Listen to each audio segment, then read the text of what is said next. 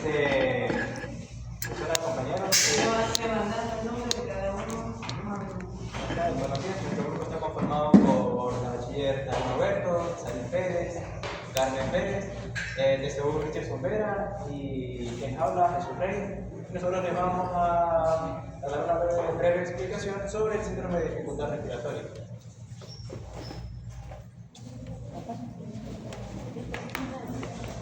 Se conoce como el síndrome de dificultad respiratoria a las alteraciones analíticas de los gases arteriales que aparecen en un paciente que presenta disnea. Normalmente estas alteraciones de los gases suelen ser una hipoxemia, que quiere decir que hay una presión arterial de oxígeno menor a 80 milímetros de mercurio, o de 60 milímetros menor a 60 milímetros de mercurio, que quiere decir que hay una insuficiencia respiratoria. O una hipercapnia, que quiere decir que hay una presión arterial de dióxido de carbono mayor a 45 milímetros de mercurio. Presión. Ok. Presión.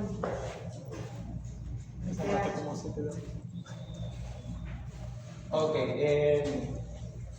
la dificultad respiratoria se puede clasificar según las alteraciones de los gases arteriales, que puede ser como una tipo 1 o una insuficiencia respiratoria hipoxémica, que como se explicó anteriormente es cuando la presión de oxígeno está menor a 60 milímetros de mercurio.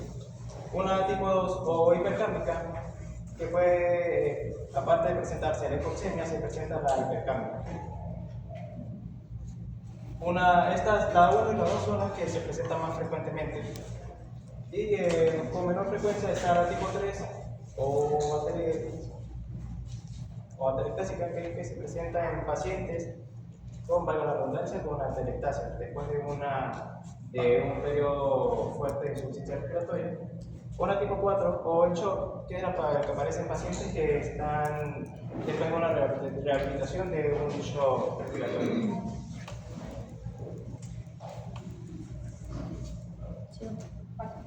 No,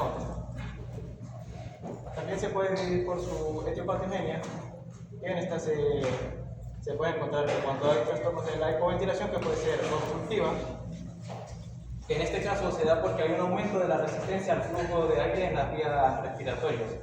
Esto puede ser por una bronquitis, tumores o petos extraños, y la principal manifestación clínica de esto es una disnea de tipo inspiratoria, acompañada de cornagio, y este actor es cuando la obstrucción son en vías aéreas gruesas como la laringe o la tráquea.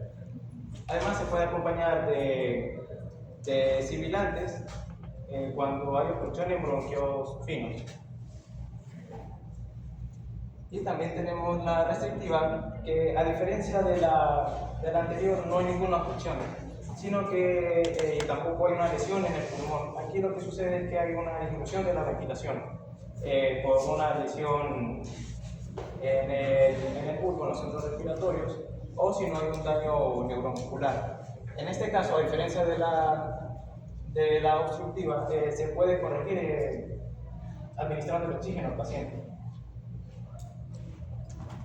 También tenemos la de tipo central, que en esta es cuando ya hay lesiones o alteraciones directamente en los centros respiratorios por fuertes dosis de sedante, opioides, o lesiones directas en el bulbo respiratorio, que afectan a los centros respiratorios. De hecho, la espirometría te la describen así: cuando llegas a hacer una espirometría, ellos la reportan así, obstructiva, restrictiva. También tenemos cuando hay un cortocircuito intrapulmonar o un aumento del shunt. Esto puede ser cuando la perfusión de los capilares sanguíneos supera la velocidad de ventilación. Entonces, esto produce una disminución en la difusión de oxígeno hacia el torrente sanguíneo. También hay trastornos o limitaciones de la perfusión, como en el caso de edemas de pulmón, el EPOC, que aumenta por decirlo así, como aumenta el uso de la membrana alveolo-capilar y dificulta el transporte de oxígeno.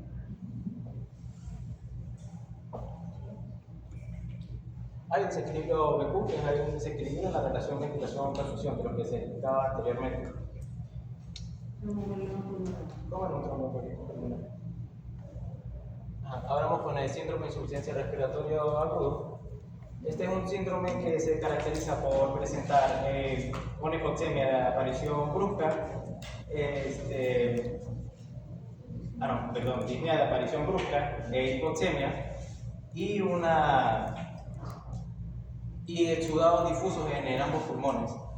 Estas se pueden dar por lesiones en los pulmones, bien sean directas, como es la inhalación de gases tóxicos, broncoaspiración de contenido estomacal, o indirectas, como pueden ser ya enfermedades sistémicas, como sería una sepsis y otras patologías.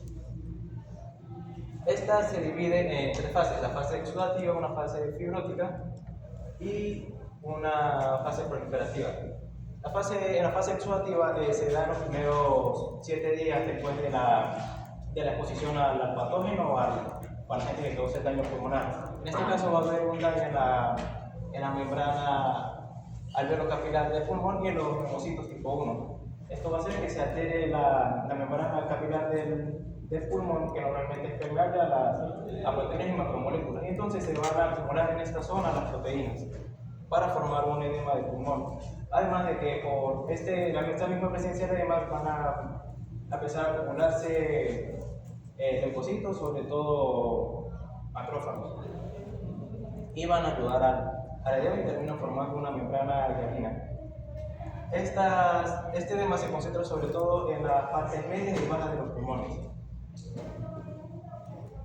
Tenemos una fase fibrótica que se da después de los 7 días de la exposición al patógeno, y ya en esta etapa muchos pacientes logran superar la enfermedad, incluso salir ya de una ventilación mecánica. Sin embargo, ya en esta fase ya no aparecen tantos macrófagos en los leucocitos y se comienza a recuperar el pulmón, pero se puede avanzar y convertirse en una fase fibrótica, que es donde ya el pulmón crea una fibrosis, se vuelve a reactivizar la enfermedad y se puede convertir en una enfermedad crónica, o puede evolucionar a un síndrome de distrés respiratorio, que es un síndrome de edema caracterizado por un edema pulmonar no cardiógeno, que obviamente van a presentar la disnea, la hipoxemia o incluso una hipercapnia. Este se puede dar igualmente que el anterior por alteraciones pulmonares directas o indirectas, pero tiene también dos formas de presentación clínica, que son las agudas, que apenas sobre todo se da cuando se ponen a una respiración pulmonar directa, que afecta, hace que las apariciones clínicas sean casi automáticas. La aparición de la disnea, la hipoxemia, la hipercapnia sea en las primeras 48 horas. O si no, la otra presentación es cuando está alterada o es afectada por una enfermedad sistémica como una sepsis. Y esta normalmente se presenta entre las 48 y 72 horas después de la aparición del patógeno. Siguiente. Y tenemos el síndrome de dificultad respiratoria crónica, que este se caracteriza porque se presenta por una enfermedad crónica de base, que sea un EPOC, puede ser asma, un cáncer de pulmón, pero lo característico de este síndrome es que le da chance, da tiempo al cuerpo de generar mecanismos que puedan contrarrestar esa dificultad respiratoria, como la corrección de trastornos ácido-base producidos por la hipercapnia. Estos dos se pueden intercalar, la presión de oxígeno siempre va a ser entre 40 y 60 mg/m, pero la presión de dióxido de carbono puede ser variable porque puede haber una reagudización de la patología de base, como en el caso del EPOC, que se intervalan episodios de insuficiencia respiratoria crónica, porque puede haber una reagudización del cuadro clínico. Estos son los criterios de Berlín para evaluar pueden elaborar en 2012 en el Berlín para tener criterios más o menos precisos para poder aclarar o saber cuándo se presenta un síndrome de distrés respiratorio.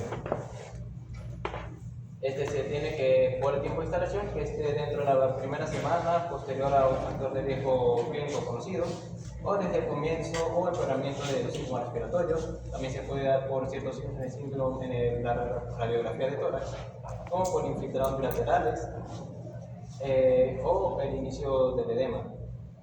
También por la oxigenación puede ser de leve, moderada y severa.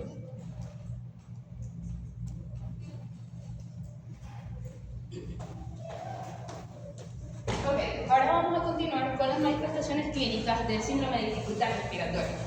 Antes que nada, yo quiero resaltar que cuando el paciente llega a la emergencia con el síndrome de dificultad respiratoria, con la disnea, con lo característico, no solamente debemos de pensar en lo que le pueda estar causando eso, tenemos que estar al pendiente de cualquier otra patología subyacente de base que éste pueda tener y que pueda estar complicando el cuadro. Así bien, vamos a dividir las manifestaciones clínicas en base a su clasificación. Tenemos manifestaciones clínicas por hipoxemia y por hipercapnia. Vamos a evaluar 4 sistemas. Tenemos el sistema neurológico, cardiovascular, respiratorio y a nivel general. Vamos a tocar otros más adelante porque tienen sus tipos, pero a grandes rasgos y a grosso modo esto. Entendiendo el neurológico que tenemos por la hipoxemia, ansiedad, alteración del estado mental, convulsiones y contusión. Obviamente sabemos que si un paciente tiene disnea, tiene afectada su función respiratoria, este va a entrar en desesperación, se va a activar el sistema nervioso autónomo, se activa el simpático, comienza a liberar noradrenalina, cortisol y todos esos neurotransmisores y tenemos estas manifestaciones. Muchachos, yo les quiero hacer una pregunta de fisio. Normalmente, para que nuestros tejidos nobles, como lo son el cerebro, corazón, riñón, funcionen adecuadamente, en este caso el tejido nervioso, ¿cuánto es el gasto cardíaco que este debe manejar? ¿Quién se acuerda de fisio? No me acuerdo. El gasto cardíaco. Ajá. El de cerebro. Sí, sí, se gana un pequeño, sí me dicen. No me acuerdo. Me acuerdo del riñón, pero. Ajá. 15%. Del 15 al 20% debe manejar nuestro tejido nervioso para poder funcionar congruentemente con nuestras funciones. Entonces, si él no lo tiene, ¿qué vamos a ver? Todas esas manifestaciones que vemos allí mismo proyectadas. Ahora, a nivel cardiovascular, vamos a tener taquicardia. ¿Por qué? Por mecanismo compensatorio. ¿Qué sucede? Que nuestro cuerpo es muy inteligente y aumenta el ciclo cardíaco para poder aumentar la oxigenación de la sangre, a pesar de la misma dificultad que este tiene para hacerlo. Podemos ver arritmias y, por último, bradicardia. Ahora, a nivel respiratorio, obviamente, aumento de la frecuencia respiratoria, corazón y pulmón van de la mano. ¿Ok? Y uso de los músculos accesorios. ¿Para qué los utilizamos y cuáles son? Tenemos esternocleidomastoideo, tenemos el serrato mayor, pectoral mayor y pectoral menor. ¿Para qué? Para aumentar el diámetro antero-posterior, así como en fisio, antero-posterior y poder aumentar la ventilación, llevando el esternón hacia afuera igual que la parrilla costal. Ahora, en las características generales, súper importante, cianosis. Que sabemos que la cianosis es o central o bien sea periférica, pero eso lo vamos a hablar un poco más adelante. Ahora, con respecto a la diaforesis, nosotros estamos buscando en ese momento termorregularnos, porque debido a todo el estrés que estamos pasando, la actividad metabólica aumenta igual que la temperatura. Vale, entonces ahora pasamos a lo que es la hipercapnia. La hipercapnia nos va a provocar somnolencia, letargo, asterexia, inquietud, dificultad para hablar. ¿Qué pasa? Que el CO2, ¿dónde actúa? Aquí, el sistema nervioso central. ¿Hacia dónde va? ¿Hacia qué centro va? ¿Se acuerdan? Fisio. Ajá, bulbo, exactamente. El CO2 estimula al bulbo, al centro neumotáxico. Entonces, ahí me va a aumentar la frecuencia respiratoria también, pero también me puede provocar somnolencia, letargo, y también tenemos lo que son las cefaleas. ¿Por qué? Porque el CO2 es vasodilatador, y al generar vasodilatación, pues bueno, ahí tenemos el dolorcito de cabeza pegado. Entonces puede provocar disminución del nivel de conciencia, vasodilatación periférica, por lo mismo que les acabo de mencionar, taquicardias, arritmias, pulsos limítrofes, y también podríamos tener los signos de obstrucción de vía aérea, estrechamiento, por ejemplo, el estridor, que el estridor se provoca por una compresión de las vías aéreas superiores. Se escucha como un pitido, ahorita lo van a escuchar porque tenemos el audio y todo. Sibilancia y extremidades calientes también por la misma vasodilatación. Pasa, por favor. Ok, la disnea. Se define como una sensación desagradable y dificultosa de la respiración. Normalmente nosotros no estamos pendientes de cuántas veces respiramos por minuto, ¿verdad? Ahora, esto se hace evidente o nos damos cuenta cuando esta función comienza a fallar, que llega al estado de conciencia. Ahora, la disnea es un motivo de consulta del pan de cada día. A diario llega, ¿cierto? Ok, por eso nosotros como médicos tenemos que determinar su origen y su funcionalidad. Tenemos una disnea de alto esfuerzo y una de bajo esfuerzo. ¿Qué vamos a pensar? A ver, si yo tengo un paciente que unos pasos, digamos de 50 a 100 pasos, comienza a presentar dificultad respiratoria, ¿ustedes qué piensan que podría ser? ¿Cardíaco o respiratorio? Cardíaco, muy bien, excelente. Ahora, un paciente que hace actividad física, digamos que es un deporte, corre un maratón, pero lo estaban supervisando porque lo querían evaluar, y solamente presentó dificultad respiratoria al terminar la actividad física. ¿En qué van a pensar? ¿Respiratorio o cardíaco? Respiratorio. Maravilloso. Y eso podría ser asma inducida por ejercicio. Vale, aquí tenemos las formas de aparición de la disnea. Tenemos súbita, brusca, paroxística, progresiva, instalación en semanas o meses. Es decir, agudo, crónico. Ahí lo vamos a dejar porque hay otras patologías que pueden ver ese cuadrito de la gente. Pero ¿qué nos va a importar? La clasificación de la disnea. ¿Dónde vamos a colocar a ese paciente que nos llega a la emergencia? Tenemos 4 grados. En el grado 1, el paciente presenta disnea cuando hace actividad física que es bastante fuerte, por así decirlo, como correr, subir varios escalones, o como nosotros hace días, correr por el temblor. Eso también estaba. El grado 2, el paciente presenta disnea cuando realiza esfuerzos más cotidianos. ¿Como cuáles? Caminar un breve trecho. Caminar de aquí a la tienda como hacemos mucho. Subir un piso, subir las escaleras. Y en el grado 3, el paciente presenta disnea cuando realiza esfuerzos ligeros. Aquí ya se está grabando más la cosa. Como higienizarse, vestirse, es decir, le dificulta vivir. Básicamente le dificulta vivir, porque si no puede ni siquiera comer bien como hace. ¿Ok? Entra en desesperación. Tenemos el grado 4, el paciente presenta disnea en pleno reposo. Entonces, cuando el paciente nos llega a la emergencia, es muy importante clasificar qué grado de disnea tiene y correr en base a ese grado de disnea. Siempre hay que correr, pero en base a eso, corren más todavía. Pasa. Los tipos de disnea. Tenemos aguda, crónica, paroxística, expiratoria, paradójica, disnea inspiratoria. La disnea aguda aparece de inicio súbito de unos minutos a unas horas de instauración temprana. ¿Qué es lo más característico que se puede presentar como patología que la acompaña? Un síndrome coronario agudo, o también podemos hablar de un tromboembolismo pulmonar, que a veces el tromboembolismo pulmonar es un poco complejo de diagnosticar porque puede venir acompañado solamente de disnea. Y nos confundimos. Pero por eso hay que ver más allá del bosque.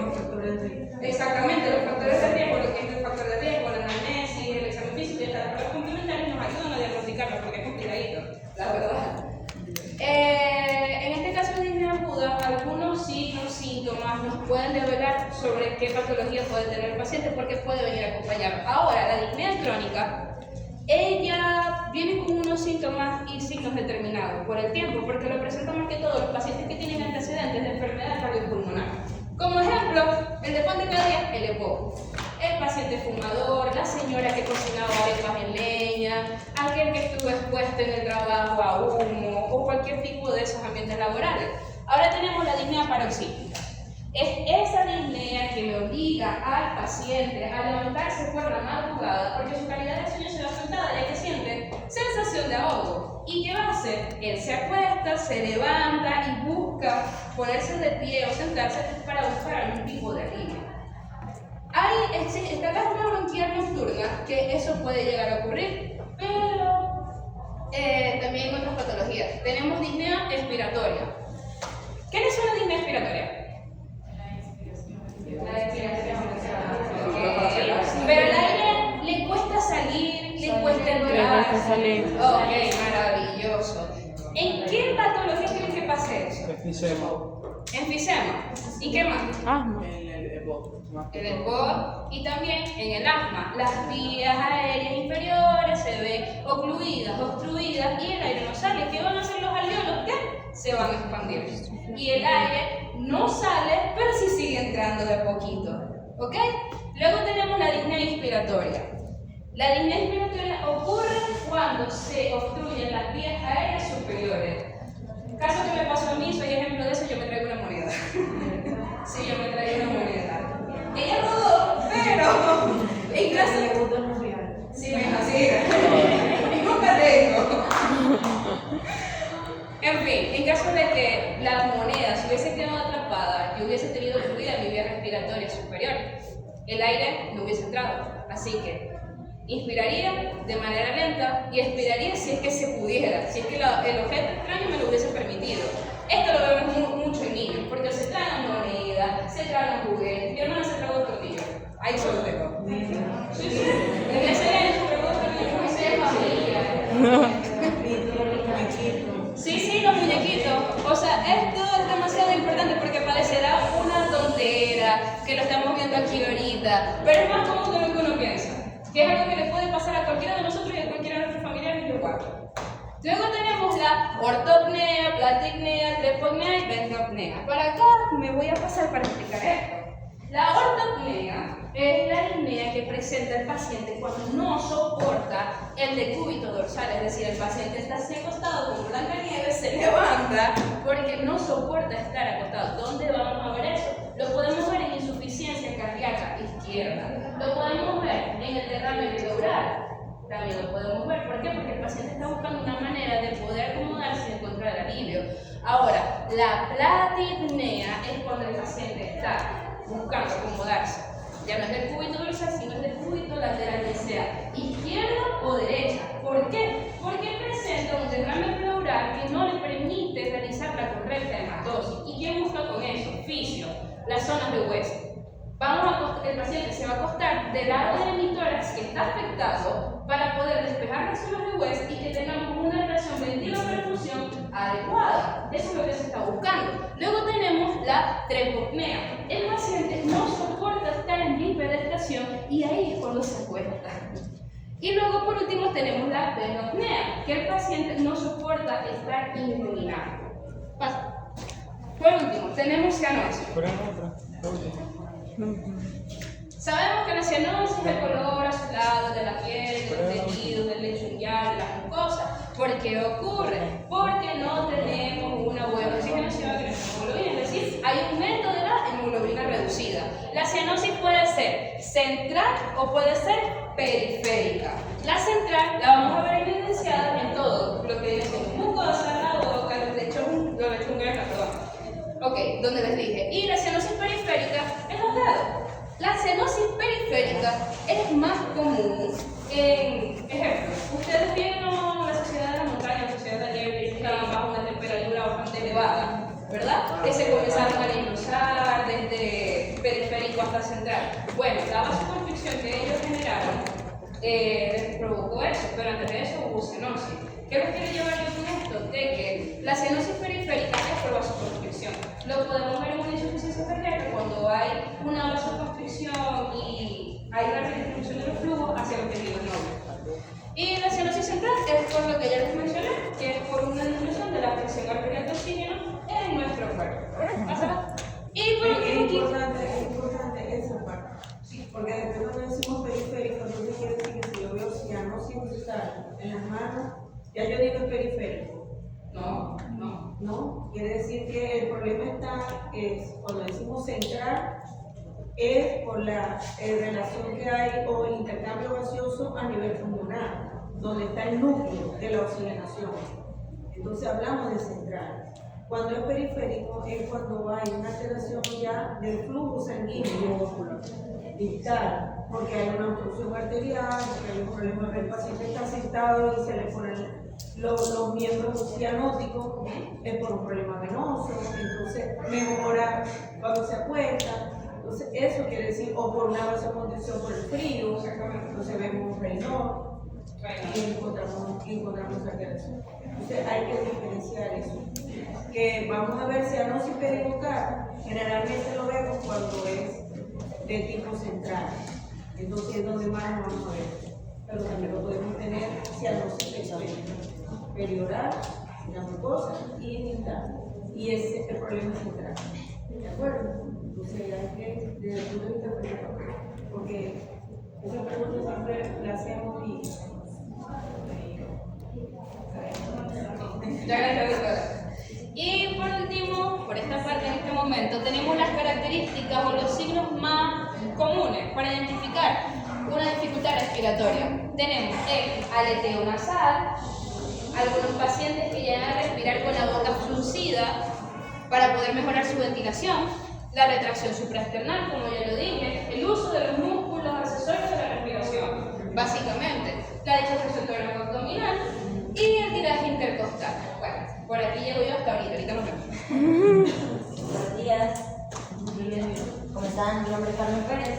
A continuación les voy a exponer sobre causas y etiologías.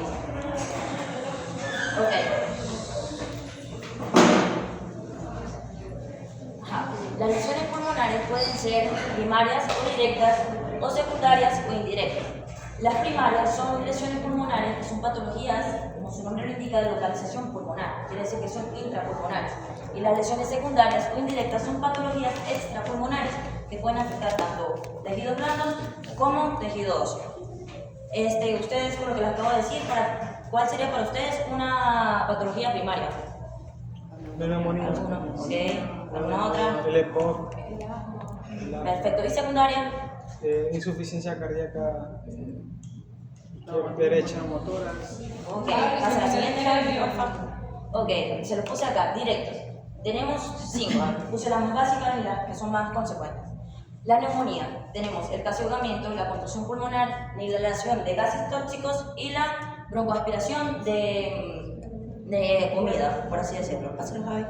Y los indirectos tenemos sepsis, pancreatitis, quemaduras graves, traumatismos múltiples, transfusiones múltiples, sobredosis de medicamentos y cortocircuito multiorgánico. La etiología. La etiología de esta enfermedad es un poco variada, pero esta no se limita solo a las que afectan a los bronquios, al tejido sostén y a los alveolos. Las alteraciones en el sistema nervioso central, en el sistema musculoesquelético y en la pleura, que estos son estructuras que me ayudan a la respiración, la llevada hacia los pulmones, pueden ocasionar una insuficiencia respiratoria aguda, así como también lo es las vías aéreas altas, como la epiglotis y la laringe y la tráquea, que pueden causar insuficiencia respiratoria aguda. Acá les traigo un esquema de lo que puede hacer en cada sistema. En el sistema nervioso central tenemos lesiones cerebrales, poliomielitis vulvar, sobredosis de fármacos y hiperventilación alveolar primaria. En tórax tenemos obesidad, cifoescoliosis, tórax inestable, alteraciones pleurales, distrofia muscular. En la médula tenemos síndrome de Guillain-Barré y en cardiovascular tenemos insuficiencia cardíaca y TED, que es tromboembolismo pulmonar. Siguiente. Tenemos en la parte neuromuscular, puede causar miastenia gravis, botulismo, tétanos, curarizantes y órganos fosforados. En las vías aéreas superiores tenemos que causa apnea del sueño, patologías de las cuerdas vocales, obstrucción alta, laringotraqueitis y epiglotis. En alveolos y vías aéreas inferiores puede causar lo que es HIPOC, asma, bronquitis, mucosidad, neumonía, enfermedad intersticial, atelectasia y distrés respiratorio. Gracias, nos vemos ahorita. En un momento, lo tengo conmigo, Richardson. Bueno, ¿cómo están? Bien. Me llamo Richardson y les voy a hablar sobre los factores de riesgo. Bueno, entre los factores de riesgo, como podemos mencionar, puede ser lo que son el uso indiscriminado de drogas, fármacos y también puede ser lo que es el cigarrillo. No solamente es lo obvio, también entramos en la parte de lo que es la salud ocupacional. La salud ocupacional es la alteración de la salud que pueden tener los trabajadores ejerciendo su trabajo en un entorno físico. Algo muy común, los trabajadores de cantera, los que trabajan en aserraderos y los que trabajan, por ejemplo, como médicos en los hospitales. Podemos adquirir diferentes tipos de infecciones respiratorias. Eso y enfermedades obstructivas. Sí. Ahora pasemos con la anamnesia. ¿Qué hacemos aquí? Sabemos que estamos hablando de síndrome de dificultad respiratoria, pero no sabemos si el próximo paciente que vaya a entrar por la puerta vaya a tener dificultad para respirar o alguna otra cosa. Primero tenemos que, de todo, presentarnos para que el paciente pueda hablar con normalidad y tranquilidad y sin miedo sobre lo que le afecta, porque si viene con nosotros no es para visitarnos. a menos que sea un familiar. Casi siempre viene para que le podamos disminuir alguna molestia que le esté viviendo con su vida diaria. Un ladrón se han visto casos. Qué miedo. Qué miedo. Usted pregunta, hola, soy Richardson Vera, soy el médico tal, ¿en qué le puedo ayudar? ¿Qué edad tiene? ¿Cómo se siente hoy? Y el mismo paciente le va explicando. Luego se van conociendo, saben que tienen, por ejemplo, 50, 60 años, ya en base a la edad, el sexo, ya ustedes pueden hacerse una idea de cuáles son las patologías más comunes que se puedan encontrar en pacientes de ese estadio. Además de eso, pueden preguntarle por qué viene, tiene dificultad para respirar, siente que camina y se cansa muy rápido, le cuesta levantarse de la cama. Esas son preguntas que nosotros tenemos que ir haciendo para ir ajustando o hacernos una idea del diagnóstico que estamos buscando. En el caso de la síndrome de dificultad respiratoria, O sea, yo te agregaría ahí que en el interrogatorio, con las preguntas claves que hagan, ustedes van a definir el sistema que está afectado. Con las preguntas que hagan, si es central, si el problema es muscular, si el problema es cardíaco, si el problema es respiratorio. Porque cada pregunta tiene su... yo les digo siempre, armen su kit de preguntas establecidas para cada patología. Y que son las preguntas clave. Y ahí es que hablamos de patognomónicos. Hay signos que son patognomónicos de enfermedades. Y que te pueden orientar directamente a pensar que se trata de una patología. Por ejemplo, el asma, el tabaquismo, fuma, donde trabaja la ocupación, tiene que estar ahí, la parte epidemiológica. sí, claro, sobre todo porque en el caso de síndrome de dificultad respiratoria, nuestro kit para poder ajustar nuestro diagnóstico a ese ámbito sería que cuando empezó la dificultad para respirar, ha sido de una vez, ha sido progresivo a lo largo de los años, puede indicarnos si ha sido una infección o puede ser algún tipo de obstrucción que ha estado generando.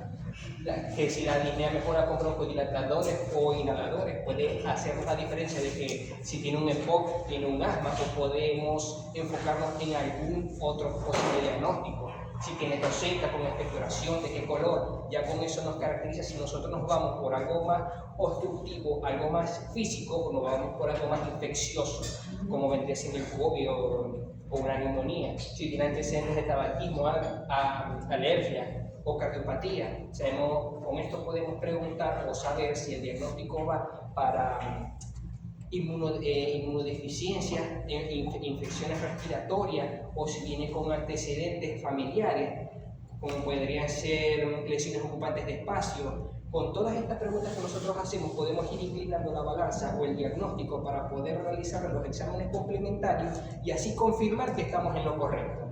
Además de esto, también tenemos que hacer los exámenes físicos que van acompañados de las preguntas, que vendría siendo como la ocultación y también la palpación, y claro está el aspecto físico, al verlo, la impresión física, cómo se comporta, cómo les responde, le cuesta responderle, se siente cómodo estando sentado, de pie, acostado. Uno tiene que tener mucho ojo clínico para saber cómo se comporta el paciente cuando ustedes le hacen el interrogatorio, para saber a dónde orientar el diagnóstico y de ahí hacer las pruebas para confirmar que están en lo correcto. Sí, importante, por vía aérea superior también.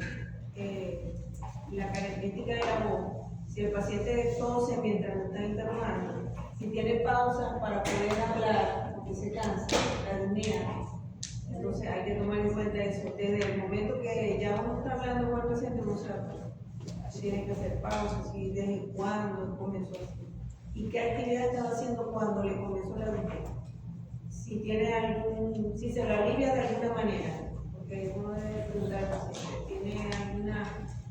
realiza algo, o toma algún medicamento, o cuántas veces ha consultado al médico por algún problema. O si hay otras especialidades. Si tiene la radiografía, cuando ya vaya en estudio, si tiene radiografías previas para poder comparar una con la otra. A ver si ha habido cambios, estudios. Desde que el paciente va entrando de una vez por la puerta, ya al saber cómo camina, cómo se comporta, ya uno puede ir orientando el diagnóstico hacia lo que nosotros creemos. Richardson, y otra cosa importante, y que lo quiero aclarar con respecto a las personas, a los pacientes que vemos a veces que los tienen sujetos en la cama y el paciente está inquieto y se quiere sentar y lo vemos que está acostado así, paciente inquieto, está ansioso, el familiar, es que no me debo dormir, es que está muy agitado y a veces entonces viene el médico o le indican algún sedante porque el paciente está inquieto, porque no puede dormir. Y resulta que el paciente está inquieto porque está con edema pulmonar, lo que se quiere sentar, porque eso lo he visto yo muchas veces. Entonces, antes de colocarlo por teléfono, no, ponerle un diazepam, o que uno lo va a ver y ni siquiera lo oculta, y no sabe si es crepitante, y resulta que el paciente ya está casi cayendo en el corazón. Y eso hay que determinar. Además que hay muchos diagnósticos que su afectación principal es un órgano y las manifestaciones en otro, como en el edema agudo de pulmón, cuando el principal culpable en ese caso sería la insuficiencia cardíaca. Muchas gracias. Todavía falta. Ajá, muchachos, ahora viene el examen físico. Se equivocó de salón. El bombero hace el examen físico. Ay, Dios mío. Ajá, muchachos, ¿ustedes trajeron los estetoscopios? Sí. Ajá, se va a poner en grupos de parejas. De parejas. ¿Vos trajiste, Richard? Este no. No. Sí, yo no traje. ¿Seguro? Tome, te saco. Toma, chiquito. Ajá. Richard, Ana. Esta clase viene con modelos incluidos. No, primero, ¿cómo se debe colocar este? Ah, claro. Ah, no, pero ya, vamos a primero con unos motivos de consulta y después con el físico. Ajá. Muchachos, ¿qué es para ustedes la tos? Cuando ustedes ven a un niñito que está tosiendo, para ustedes al interior, así en su mente, en su cabecita, ¿qué es para ustedes tos? ¿Qué me dicen? Por un pequeño. Un mecanismo de defensa Muy bien. para Un expulsar. mecanismo de defensa, ok. ¿Y alguien me dice un tipo de tos? Está seca, está húmeda, toxística, alérgica. Ajá, Santiago, ven. Un pequeño. Ven por un pequeño. Ajá. Bueno, por varios pequeños.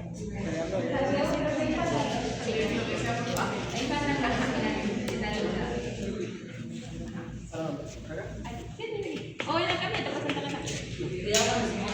En la camilla. Ajá. Nosotros tenemos el primer tipo de tos, que es la tos seca. Este básicamente, como dijo Ana, es un tipo de mecanismo de defensa. Esto no produce expectoración. Entonces, ya como tú has escuchado la tos seca, ¿cómo simula que eres un paciente con tos seca? Muy bien, eso es una tos seca. Es que es un sonido claro, resonante. Sale y pasa. Ok, pasa la nota. Eso es común en pleuritis. Hay varias que están ahí de que tú escuchas eso, pudiera ser aquello. Ajá, pasa. Ahora tenemos a la tos húmeda, es esa que tiene expectoración. Esa. Ejemplo y todo.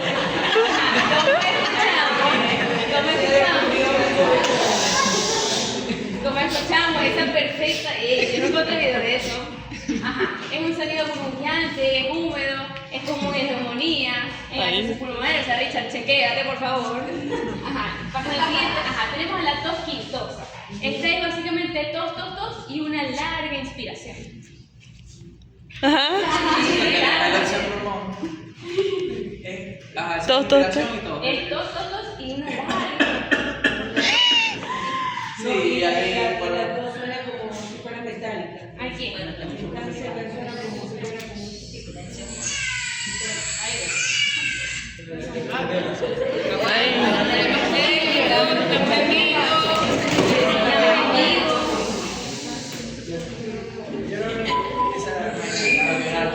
Ay, Dios mío. Ahorita.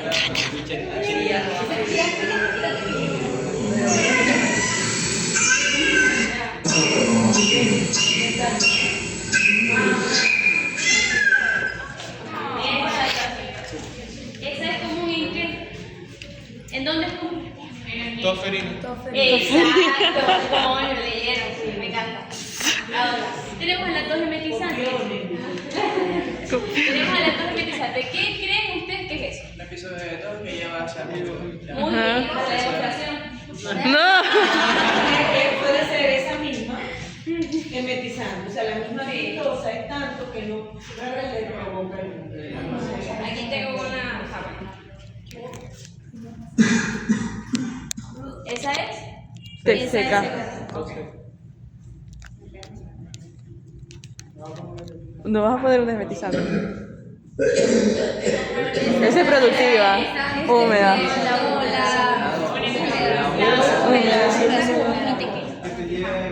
Y esta, Ay, Dios mío. La quintosa. Quintosa. Ah, ¿es desmetizante? claro, imaginen que dura. Imagínense. Ah. Esa es como una tenemos la voz afónica, esa también la tengo acá, que básicamente es de tonos bajos. Esa es común, está causada por lesiones inflamatorias de las cuerdas vocales con los plazos también. Y ahora se los voy a poner.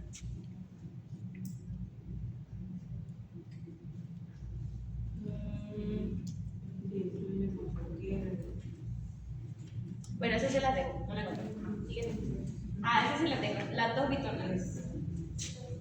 ¿Esa de quién? Esa es común en parálisis de las cuerdas vocales. Van a escuchar que tiene dos tonos, ya vamos. Por la lesión de. De laringe, por ejemplo.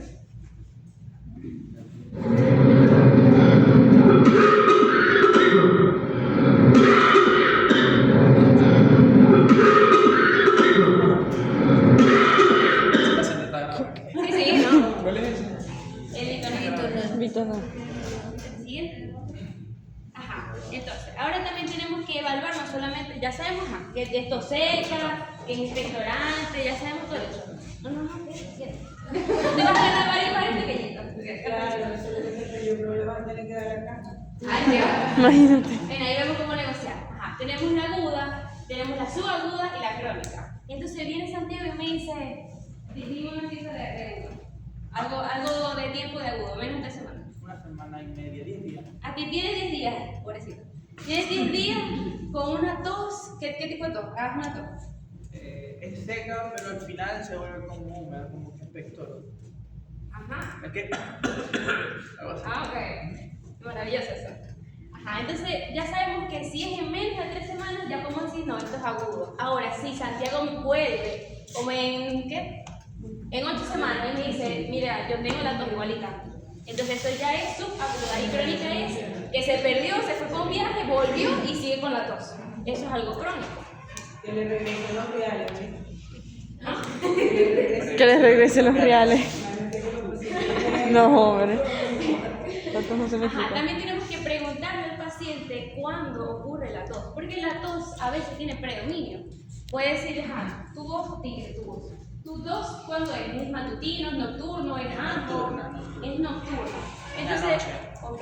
¿Y qué sistema es común verlo en la noche? ¿Simpático o parasimpático?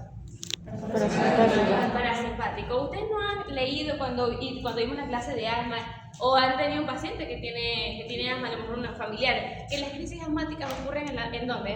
¿En el día o en la noche? En la noche. Entonces eso es una característica de que este tipo de tos tiene un predominio. En este caso es nocturno. También puede ocurrir que tiene ambos, o sea, tiene tos independientemente, no tiene predominio, o sea, independientemente de la zona horaria. Y matutino en el resfriado común también tiene esa hora. y el glúteo postural Ya, gracias.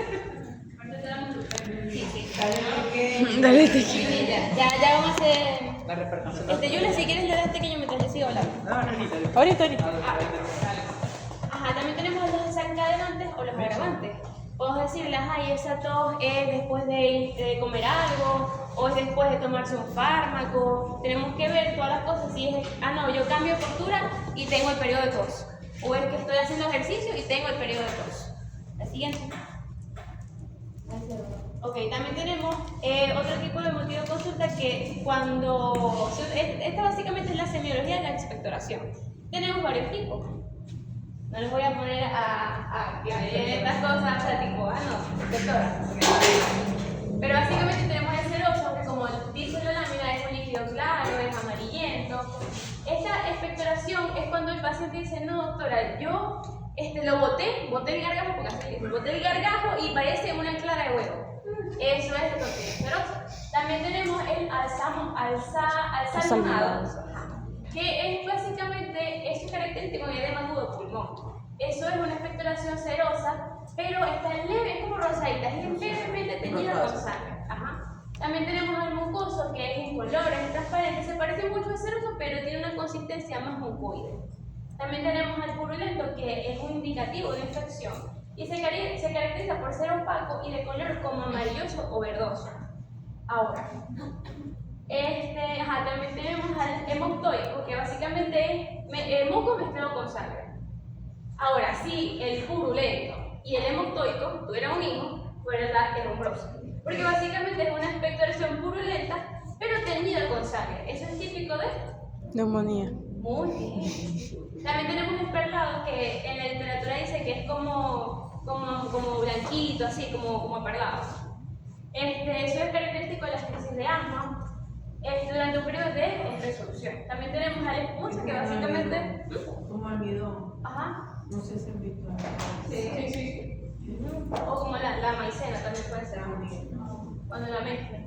Y también tenemos el espumoso, que básicamente, o sea, es la misma expectoración, pero ven que tiene esa parte fibrosa.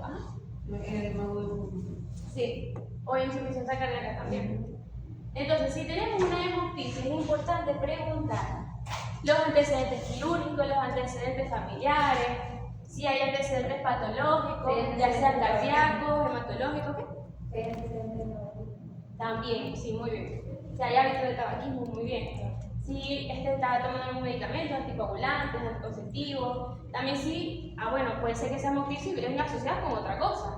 Como pueden ser sudores nocturnos, disnea, como ya la vimos, palpitaciones o pérdida de peso. Puede ser dolor torácico, que fue la exposición pasada, también puede ser. ¿Pasa? Traumatismo de tórax. Traumatismo de tórax también. Ajá, aquí les traje algo porque es importante hacer la diferencia entre ¿cómo se llama cuando uno vomita con sangre? ¿Cómo se llama eso? Hematemesis. ¿Y cómo se llama cuando uno tose sangre? Hemoptisis. Ajá, entonces vamos a evaluar cuáles son las diferencias de cada uno. Entonces, vamos a ver que así como lo dice la lámina, este está precedido, o sea, la hematemesis está precedido de náuseas y de vómito, mientras el otro es tos. Ahora, esto indica una posible enfermedad digestiva. También depende de varias cosas, pero esta es enfermedad digestiva y esta es enfermedad cardiopulmonar. Este es un aspecto no espumoso, mientras que la hemoptisis es un aspecto espumoso. Y también el color, tienen que ver el color, le pueden preguntar a su paciente, mire, ¿y qué color tenía? No, si le dice rojo vivo, eso es Hemoptisis. Y se dice, no, eso es rojo oscuro, como una porra café, eso es. Hematemesis. ¿Indica qué? Hay hemorragia digestiva. Muy bien. Aquí también hay manifestación que pueden encontrarlo con alimentos, mientras que la hemoptisis con disnea. ¿Pasa? Ajá. Yo sé que ya vimos la parte de la disnea, pero les traje algunas preguntas que les van a ayudar en el examen, en el interrogatorio para orientar de lo que estaba hablando con el paciente. Ajá. Entonces, le van a preguntar cuándo, porque no le van a hablar de disnea al paciente. Tiene que ser un lenguaje que ellos puedan entender. ¿Cuándo empezó esa falta de aire? ¿Fue repentina? ¿Fue gradual? ¿Es un síntoma persistente o de va y viene? Tenemos que ver eso. También tenemos que ver las características de ese síntoma. ¿Cómo describiría usted la dificultad para respirar? ¿Es como si no pudiera tomar suficiente aire? ¿O siente ahogo a lo mejor? ¿Siente la dificultad principal al inspirar, al expirar o a ambos? Eso también hay que preguntarlo. ¿Percibe algún sonido al respirar? A lo mejor como si alguien silbara o como si alguien roncara, eso también hay que preguntarlo. La intensidad y el esfuerzo, ¿con qué actividad aparece esa falta de aire que esté presente? Si es al caminar, si es al subir las escaleras, si es en reposo, a lo mejor también puede ser. ¿Qué es capaz de hacer antes de que esa disnea impida que esté como que bien? Pues? Es ahí cuando nosotros utilizamos esta escala, que la hemos visto varias veces, que ya se les explicó mi compañera, pero también se las vuelvo a traer por acá. Y ahí nos va a indicar el tipo de grado de disnea. Ajá. también tenemos los factores modificadores. ¿Hay algo que mejore esa falta de aire que usted siente? Y si sí, pues ¿qué está haciendo? ¿Hay algo que la empeore? A lo mejor hace ejercicio se empeora, a lo mejor se acuesta o adquiere alguna posición que haga que se empeore el cuadro. Ha tenido tos, expectoración. Aquí, estas láminas se las vamos a pasar para que ustedes lo utilicen en el interrogatorio, pues está bastante chévere. En cuanto a la cianosis, pudiéramos preguntar, ¿ha notado ese color azul en sus labios, a lo mejor debajo de la uña o en otras partes de la piel? ¿Cuándo notó ese cambio por primera vez? Podemos preguntar si la cianosis o si ese color azul que usted ve siempre aparece con la dificultad para respirar o de pronto solamente aparece. ¿Ha notado que la cianosis o ese color azul que usted presenta empeora con el esfuerzo o mejora con el reposo? ¿Hay agravantes, hay alguna situación que usted haga que agrave el cuadro? También podríamos preguntar. Hay también los antecedentes patológicos también, ¿vale? Ahora viene el examen físico. Ahora sí, pónganse en pareja que vamos a hacerlo poco a poco. Vos vas a hacer el modelo.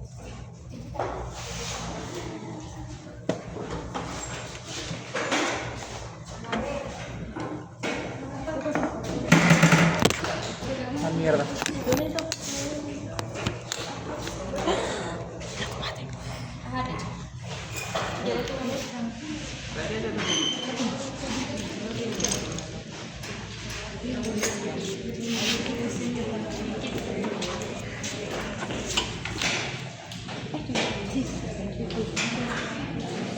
Déjame grabar primero.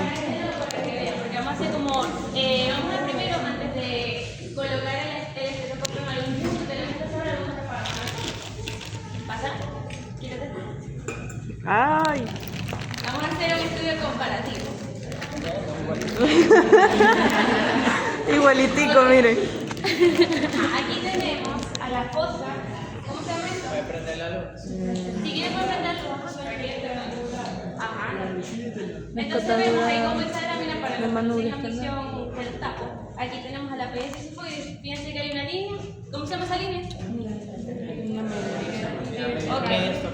Ajá. Y si es a los lados, para external. Para external. Ajá. Pásalo así. Ajá. Tenemos a la línea. ¿Cuál de tantas? La primerita que sale ya. Porque ya esta que Igualito. se llama ¿cómo? Del-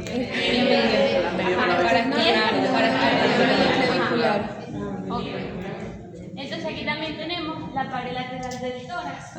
Tenemos una línea Axilar. y Anterior posterior. ajá. ¿Y esa es la región? Axilar. Ok, muy bien. Ajá. Pasa. Dame vuelta.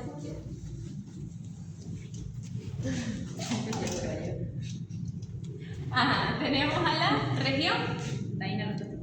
Tenemos a la región. Posterior. Escapular. Ajá. O dorsal también puede ser. Esta es la línea. Vertebral. Ajá. Aquí nosotros otra vez vemos las líneas axilares. ¿Va a ser?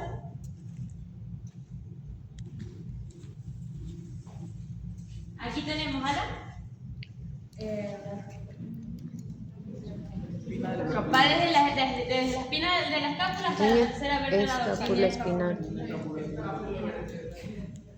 Muy bien. La línea intraescapular está para acá. Esto es importante para que cuando ustedes empiecen a. Porque en el examen físico ustedes también tienen que ver. Línea supraescapular. También. En el examen físico tienen que ser una nomenclatura, o sea, bonita, tiene que ser armoniosa. Entonces a lo mejor yo estoy viendo, a lo mejor, vamos a suponer un caso ficticio.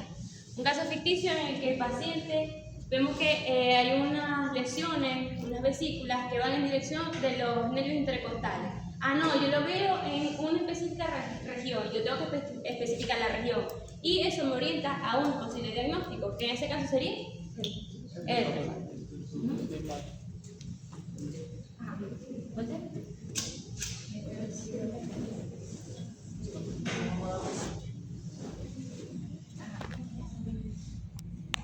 necesito un voluntario. Yo. Vete, ¿no? Sí, vas a identificar lo que ya hablamos. Desde el comienzo. Le das un nombre. Ah, también. Ok. A la línea axilar anterior, ¿dónde estaría? Si hablamos de línea, es una línea. Ajá, y la línea medio external, ¿dónde estaría? Ahí, en la parte de abajo. Ok. Y si yo te digo, pasa. Y si yo te digo la zona infraaxilar. En esta parte, ¿pasa? Ajá, y si yo te digo la línea vertebral. No es, o sea, Ajá. Sí, porque de una vida anterior no, es complicado. Ajá, si yo te digo la región supraclavicular. No, la Clavícula. Esa es supraescapular. Ajá, si yo te digo región supraesternal. Supraesternal. ángulo de Luis. O sea, bueno, o sea, este es el ángulo de Luis, pero la región supraesternal es arriba. Sí, es de más. ¿Pasa? Pasa, eso lo vemos ahí. Ajá. No sé por qué se... Ajá. Ajá, no. Bien. Nosotros tenemos que hay tipos de toras. Porque todos los toras son iguales, ¿qué dice una doctora? No, muy bien, no son iguales. Ajá. Nosotros tenemos que el tórax normal... Nosotros tenemos que el tórax normal es como simétrico. Que depende de la forma, por eso tenemos dos ejemplares acá. Tenemos dos, porque depende de la edad y el sexo. Eso es importante porque a la hora del examen físico, como decía, no, tiene un tipo de tórax y yo digo, es anormal, pero yo no estudié, no vi en esta clase y digo, no, es anormal, pero es normal, ¿me entiendes? Claro, no lo identifico como patología, claro. Entonces tenemos que en los primeros años de vida, el diámetro, o sea, el tórax es un poco más cilíndrico. Eso es, porque ahí no hay una definición, no está la pubertad. Y ese es el mismo tórax que van a adoptar las mujeres, nosotras, que es un poco más cilíndrico. Mientras que los hombres se alarga un poco más y se aplana. Y en los ancianos hay un aumento en el diámetro anteroposterior. ¿Cuál es el? Exacto. Ahora, aquí nosotros tenemos 4 tipos de tórax. Yo conozco el pectus excavatum. Ajá, ahí cuál sería. El pecho paloma. Ahí cuál sería. El pectus excavatum es como el esternón, o sea, la apófisis sifoides está posterior. ¿Y cuál sería el pecho este? El que está inferior derecho del pecho. Este es pectus excavatum y este es el que dice el pecho paloma. Carinatum. Pectus carinatum. Ajá. Ajá. También arriba nosotros tenemos otros 2 tipos de tórax. ¿Quién los reconoce? El de la izquierda es el tórax entonel. El tórax es característico de. El paciente gótico. Y el que se mató. Sí. ¿Y el otro? El otro sí, no, pero es muy característico Es del cuando pulso. mide el diámetro anteroposterior en una persona de tercera edad. Sí, pues. Pudiera ser, pero fíjate que no hay tanto aumento del diámetro Está como- posterior. Sí, no, Pero no. si hay un aumento en una curvatura. Hay una Cifosis. Sí, eso es como un. Venga, no lo digo en duro porque siento que me estoy equivocando. Ay, hasta en los jóvenes se ve, por la mala postura. cuando se la pasan muy encorvados por el... Pero en el síndrome de Cushing es por un exceso de grasa, creo. Claro, pero la alteración está en las vértebras, es un exceso de grasa que se acumula en esa zona.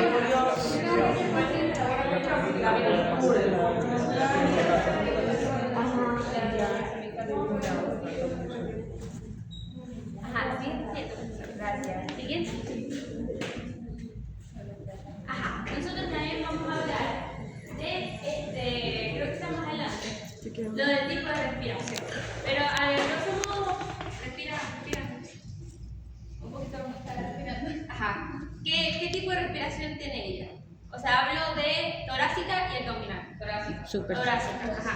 Richard, respira por favor. No. Ay, No, que llévate a vos. esa es una inspiración profunda. Y eso... No, pero esa es una inspiración por Sacha. Si supieran que, o sea, ahorita porque respire, va a modificar su patrón respiratorio. Entonces, eso es algo que nosotros tenemos que evaluar sin decirle al paciente. Porque decimos, respire y va. No, no, joda, es muy mal. Y no es que está muy mal. Es que está muy nerviosa. Para ver tu postura. Ajá, exacto. Esas son cosas que uno tiene que pensar, pero no lo tiene que decir. Pero en los hombres es más común la respiración abdominal. Eso tiene un porqué fisiológico. ¿Quién puede pensar por qué las mujeres necesitan respirar acá y más espacio acá? ¿Por qué será? Por el útero. Por el embarazo. Ajá. Cuando no están embarazadas. Cuando no están embarazadas. No, también respiramos eso más adelante que cuando se invierte. Ajá, nosotros vamos a tener que vamos a evaluar si el tórax es asimétrico o simétrico. Eso yo lo hago con la pura infección. Ajá, nosotros vamos a tener una parte subjetiva y una objetiva. La objetiva la vamos un poco más adelante, pero nosotros tenemos que ver la expansibilidad que tiene el paciente.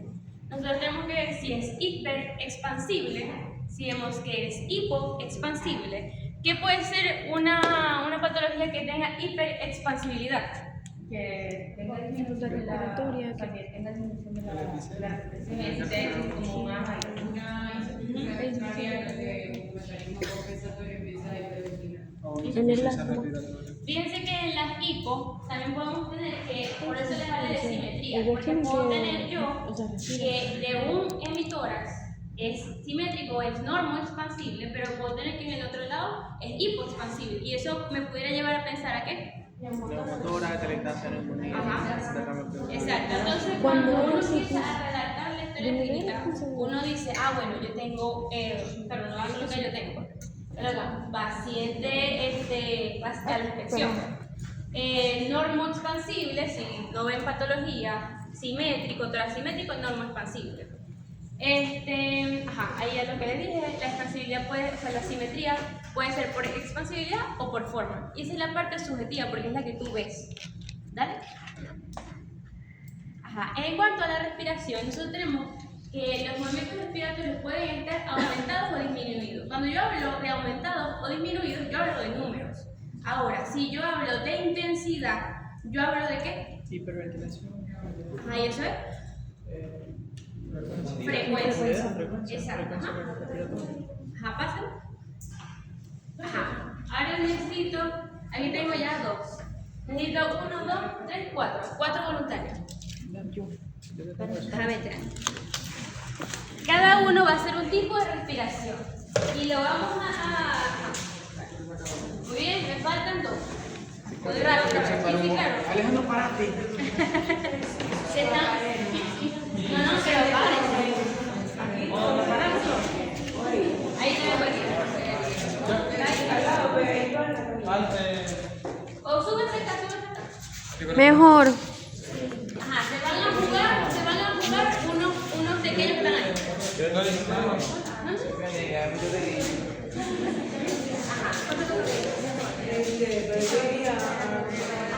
Nosotros tenemos la eupnea. O sea, se va el nombre de cada uno y que la haga. Sí. Y después los voy a mezclar para que vean de cuál es. Richard, si yo te digo eupnea, ¿tú qué crees? No, yo no le diría así. No le dices. Sino que mencione y que lo hagan todo, que lo saben. ¿Cómo? Sí, mira. Eupnea. El primero que lo haga El primero que lo haga adelante. pero échense hacia atrás porque necesito ver.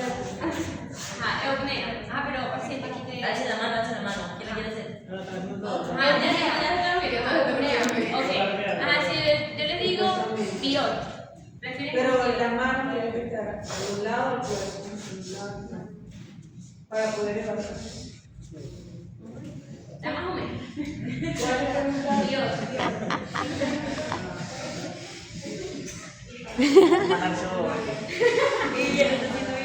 Se está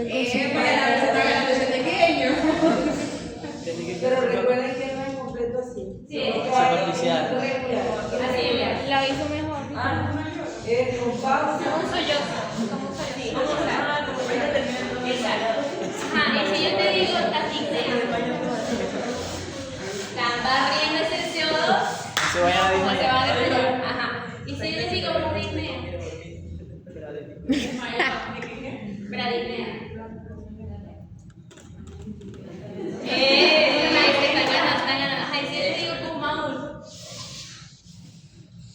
¿Varios videos común? Ok. Creo que son Ah, profundas no, y rápidas. El de Cosmobola es rápido, pero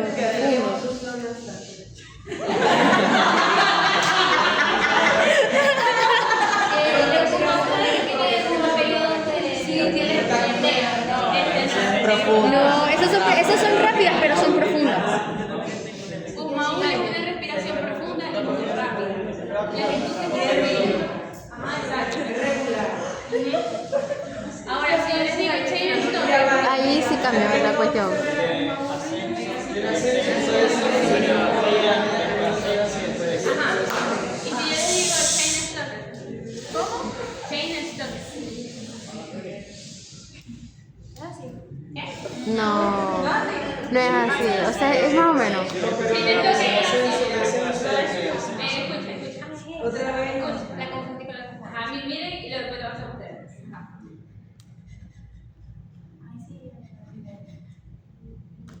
Como empezar a respirar como normal. Ajá, es gradual. Ya, Ahora que yo después va descendiendo hasta que haya una